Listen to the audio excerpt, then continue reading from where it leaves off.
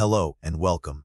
Today we're shedding light on a condition that affects the urinary system, specifically the urethral leukoplakia. This is a complex condition, so we'll break down everything you need to know, from its causes and symptoms to diagnosis and treatment options. Let's dive in. The exact cause of urethral leukoplakia is often unknown, making it a challenge to pinpoint the root of the problem in many cases. However, several factors are believed to contribute to its development. Chronic irritation or inflammation of the urethra is a significant suspect. This irritation can arise from various sources, including recurrent urinary tract infections, long-term catheter use, or even exposure to certain irritants or chemicals.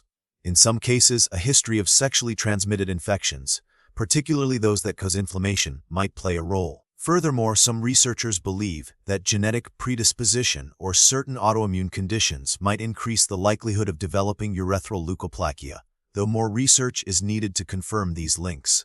Urethral leukoplakia involves abnormal changes to the lining of the urethra, called the urothelium. In normal circumstances, the urothelium is a specialized tissue designed to protect the urethra from urine and other irritants. However, in leukoplakia, these cells undergo a process of metaplasia and dysplasia. Metaplasia is when one type of mature cell is replaced by another type of mature cell that is not normally found in that location. In this case, the urothelium is replaced by squamous epithelium, which is more typically found in the skin. Dysplasia refers to abnormal cell growth and development. The squamous cells become thickened and can form visible white patches, which is what gives the condition its name leukoplakia, meaning white patch. This abnormal tissue can cause narrowing or blockage of the urethra, leading to various urinary symptoms. In severe cases, these cellular changes could potentially progress to more serious conditions if left untreated, highlighting the importance of early diagnosis and management. The exact prevalence of urethral leukoplakia is difficult to determine, as it is often underdiagnosed or misdiagnosed. It's believed to be relatively rare, but it can affect individuals of all ages and genders. Some studies suggest that it may be more common in individuals with a history of chronic urinary tract infections or long-term catheterization. Further epidemiological research is needed to accurately assess the distribution and risk factors associated with this condition across different populations. The signs and symptoms of urethral leukoplakia can vary significantly from person to person, depending on the severity and location of the affected area within the urethra. Some individuals may experience no noticeable symptoms at all, especially in the early stages. However, as the condition progresses, common symptoms can include dysuria or painful urination, urinary frequency and urgency, meaning a need to urinate more often and with a greater sense of urgency, a weak or intermittent urine stream, indicating potential urethral narrowing, and, in some cases, blood in the urine, known as hematuria. Men may also experience pain or discomfort in the penis or scrotum. It's important to note that these symptoms can overlap with other urinary conditions, so a thorough evaluation by a healthcare professional is crucial for accurate diagnosis. Diagnosing urethral leukoplakia typically involves a combination of physical examination, medical history review, and diagnostic testing.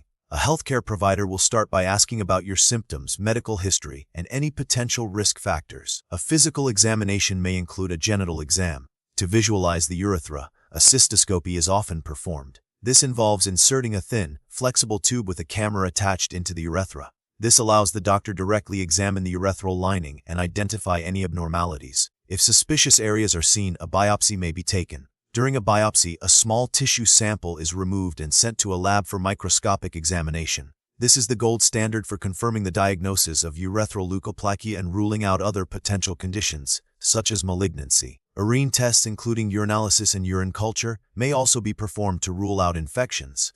While there isn't a universally accepted classification system for urethral leukoplakia, it can be broadly categorized based on its severity and location within the urethra.